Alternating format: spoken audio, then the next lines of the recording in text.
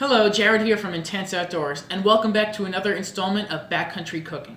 Today we're in the kitchen and we're going to be doing some food prep for the trail. Specifically, we're going to be cooking and dehydrating some ingredients for a backpacker stew. But first, no food prep can't be complete without a snack, so we got bacon. So for this food prep, we'll be using some common kitchen items such as knives, cutting boards, pots and pans, but we'll also need some specific appliances such as a food processor and a food dehydrator. Now let's get started. Our ingredients for this backpacker stew consist of potatoes, onions, carrots, garlic, some spices, chicken breast, and some ground beef. Now, the specific measurements will be listed below in the description, so make sure you guys check that out. This backpacker stew makes about 4 servings. Now, for a hungry crew of backpackers, 4 servings might only feed 2 people, so you can double or even triple the recipe depending on how many people are in your group. First, we're going to start dicing our potatoes. Now, today we have what are actually called Hannah potatoes, and they're really yams. So they give a nice sweet taste to the backpacker stew instead of just using normal white potatoes. So as you can see, we're just chopping them into quarters because all we're going to be doing is steaming these and then throwing them in the food processor. So they don't need to get any smaller by us. That's the food processor's job. So now that we have our potatoes diced up into quarters, now let's go ahead and start dicing up our onion.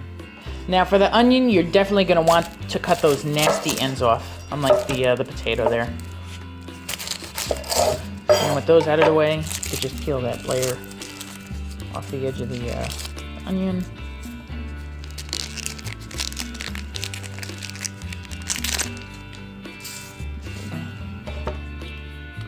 And then we're going to start dicing up our onion. Now the onion is a bit different. Just going to cut it into large chunks.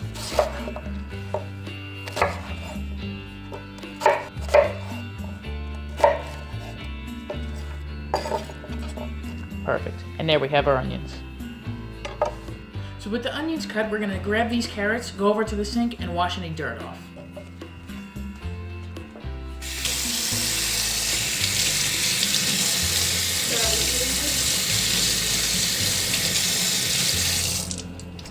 Now the point of washing the carrots is just to wash any of the unwanted dirt off. And then they're going to be boiled, but boiling doesn't take away the dirt, so you just want to make sure you wash them. Just pat them dry. Awesome. Now we can go ahead and start cutting them. You want to make sure you cut the ends off. You don't want that dirty piece.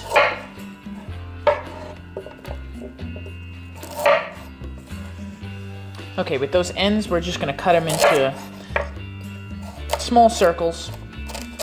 Same at the beginning of the potato.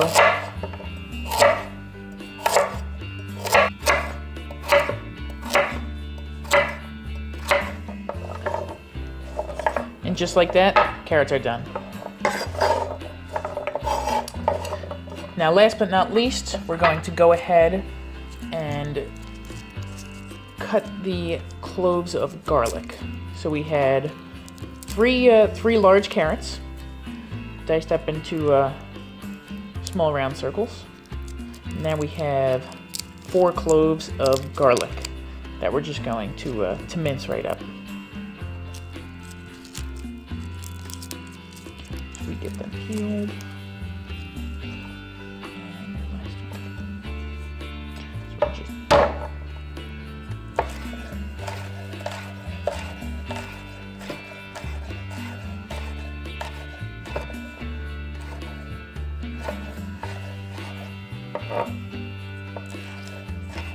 We're going to be using all the pieces of the garlic. Okay, great. And just like that, our vegetables are done. So now that we've finished dicing up all our vegetables, we're going to go ahead and fill the pot with some water and a strainer so that we can steam the vegetables. Now the reason we're going to be steaming the vegetables is because boiling it will add unwanted water and it's going to take way longer to dehydrate. So you want to make sure that you steam the vegetables instead.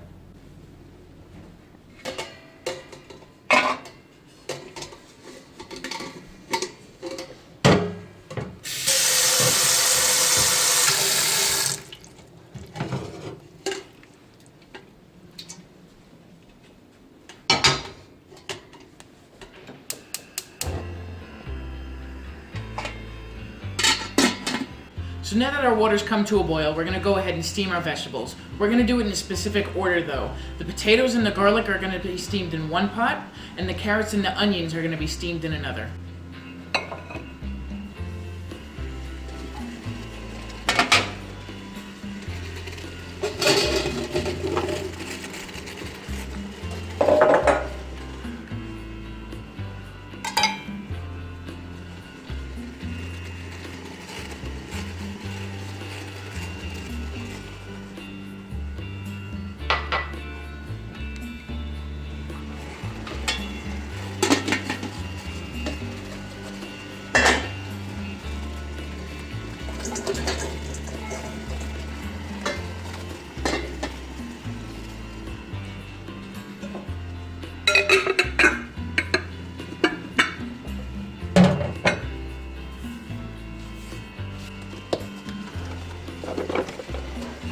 Now once everything's in the pot, you're going to want to periodically stir it so that everything gets an even amount of steam and that the garlic can complement the potatoes properly.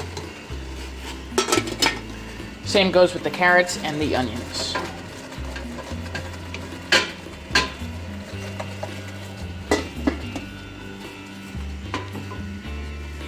Now while that's steaming, we're going to go ahead and prepare our chicken and our ground beef.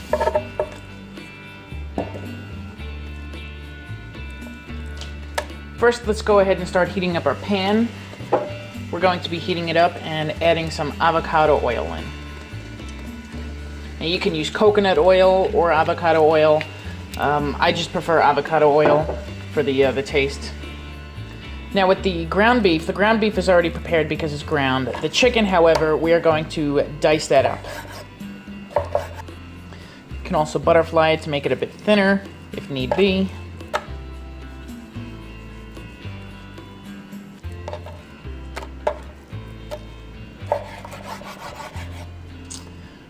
And let's go ahead and cut that into roughly 1-inch cubes.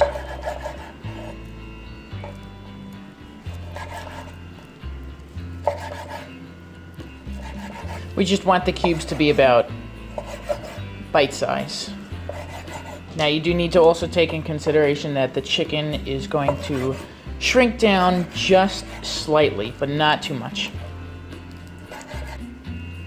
Now with our pan heated up on a medium flame, we can start putting the ground beef in, as well as the chicken.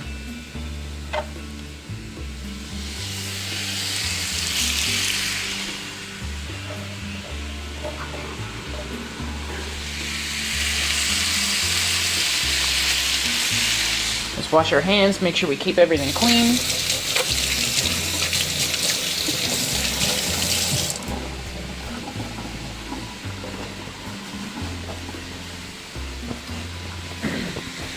And we're going to go ahead and break up the ground beef.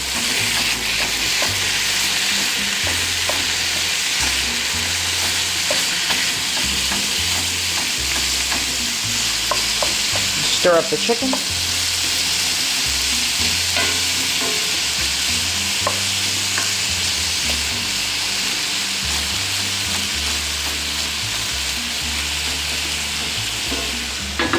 While that's cooking, let's go ahead and check on our vegetables.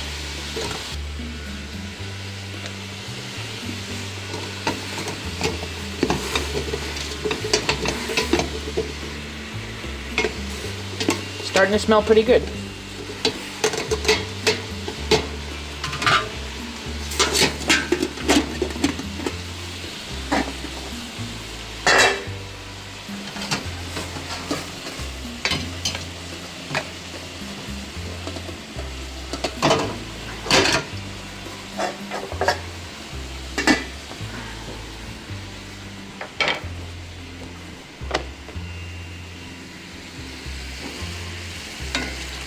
Chicken's starting to whiten up and our meat is starting to brown. So that means we are going to go ahead and add our spices in. So the spices we're going to be using, or that I like to use, is granulated garlic, just a few dashes of garlic, sprinkle of cayenne pepper, a sprinkle of chili powder, a few dashes of a smoky paprika chipotle mix. I love this. This tastes good on everything. As well as some ground black pepper.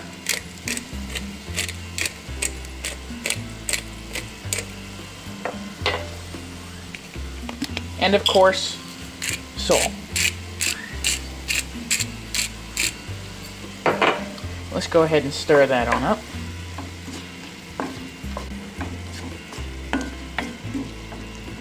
Now once that's fully stirred, you can let that sit so that all the spices can then marry in with each other and the chicken can finish cooking through and through.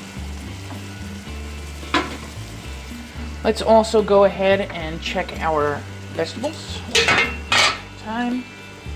You just want to make sure you keep on checking your vegetables so that it all gets an even amount of steam and steams properly.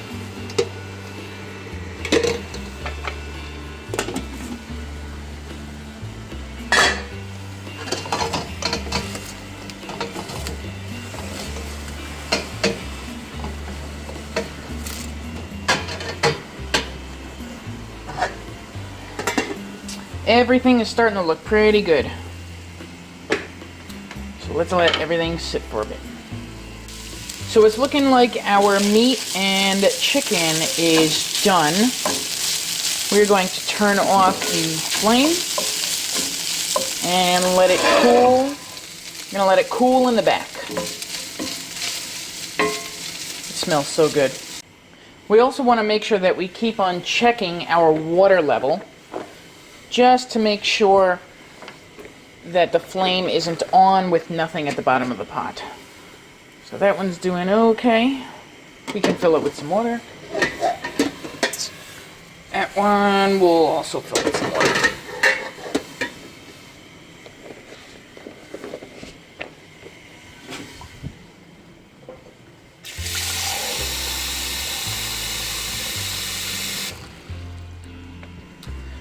And it's just enough to keep that boil going.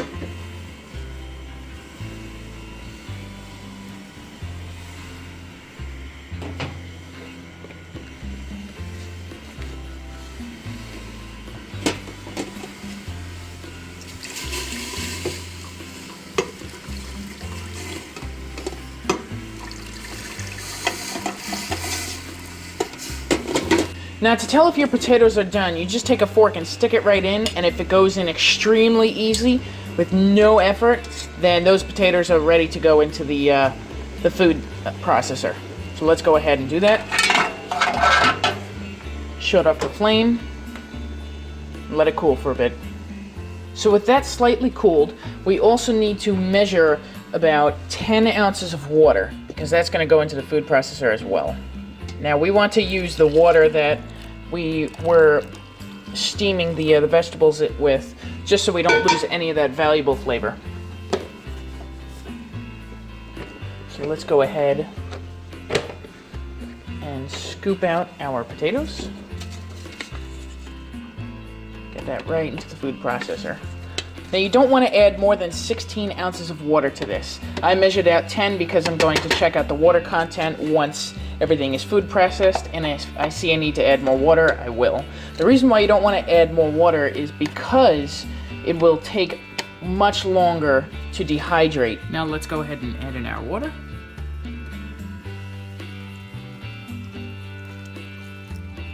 Now along with the potatoes and water, we're also going to be adding in a couple spices. We have salt, oregano, cinnamon, and garlic. Now let's go ahead and cover that up. Turn it on.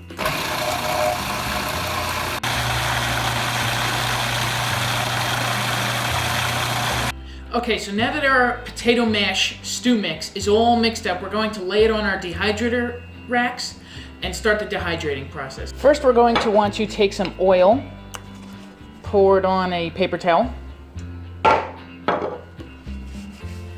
and just oil the dehydrator trays. so that when the potato mash is all dehydrated, it can come right off.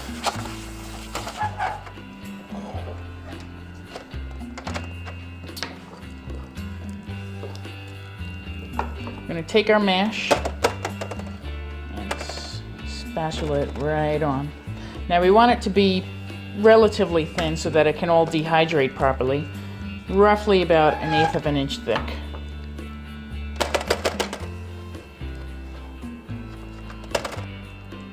Okay, so once that is all spread around the dehydrator trays, we are going to bring it over to our dehydrator and set it for 135 degrees.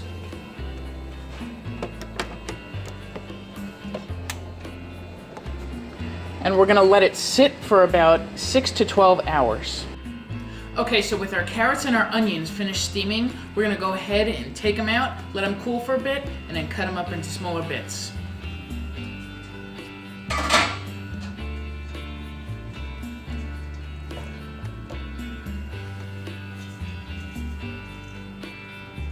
The reason why we want to cut them up into smaller bits is so that they dehydrate faster, and when they are put into the stew, they are nice and bite-sized.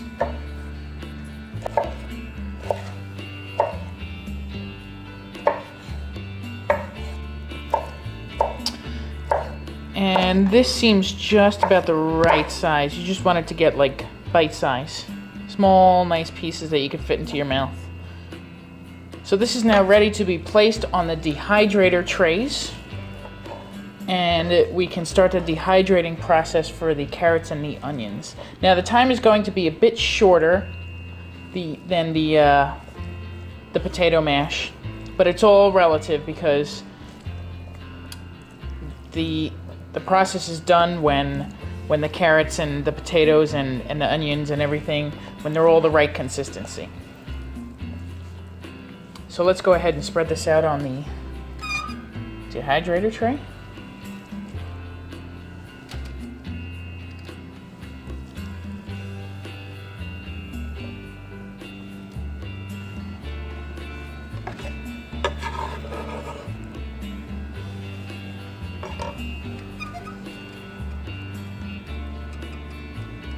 So you want one layer of just the carrots and onions. You don't really want them on top of each other, or else they won't dehydrate properly.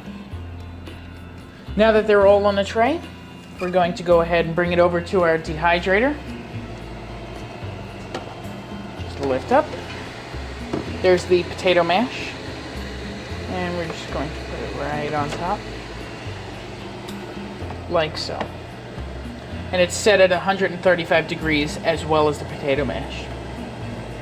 Now the reason we don't dehydrate our meat and chicken with the vegetables is because the meat and chicken and the vegetables dehydrate at a different temperature. The vegetables are done at 135 degrees Fahrenheit, and the meat and chicken is done at 155 degrees Fahrenheit. Now after 6 to 12 hours, it's going to look like chips, and it's going to have the consistency as a chip as well. You're going to be able to crunch it right in half pretty easily, just like that.